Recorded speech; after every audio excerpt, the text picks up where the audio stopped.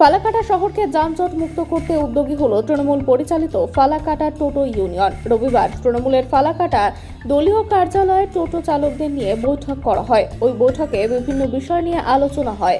এই প্রসঙ্গে Falakata town block টোটো ইউনিয়নের সভাপতি অনুপ পোদ্দার বলেন, ফালাকাটা শহরকে যানজট মুক্ত করার লক্ষ্যে কয়েকটি প্রস্তাব নেওয়া হয়েছে। আমরা সেগুলি পৌরসভাকে জানাবো। আমাদের আজকে ফালাকাটা টোটো ইউনিয়নের পক্ষ থেকে আমরা একটা সাধারণ সভা আমরা ডেকেছি।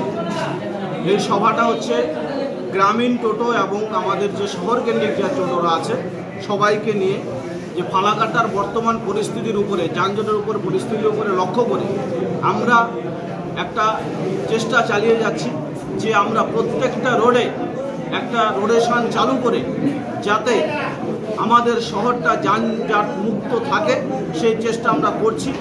আমরা প্রশাসনের কাছেও যাব, প্রশাসনের সহযোগিতা চাবো এবং পৌরসভায় যাব, পৌরসভার চেয়ারম্যানের কাছে আমরা যাব যেন এই শহরকে একটু যানজট মুক্ত করা যায়।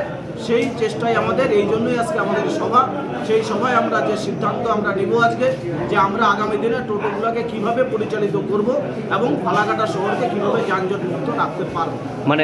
মানে মূল বক্তব্য হলো ফালাকাটা শহরকে যানজট মুক্ত করা, এটাই মূল বিষয়। এটা মূল বিষয়। আচ্ছা, এই বিষয়টা নিয়ে আমরা চিন্তা করছি।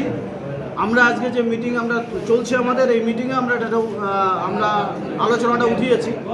আমরা প্রশাসন এবং পৌরসভা চেয়ারম্যানকে ডেপুটেশন দেব যে যেসব টোটো চালক পৌরসভার মধ্যে আছে যারা এখনও তারা নম্বর সংগ্রহ করে নাই, তারা যেন সেই প্রশাসনের হস্তক্ষেপে সেই প্রশাসন সেটাকে ব্যবস্থা নেয়।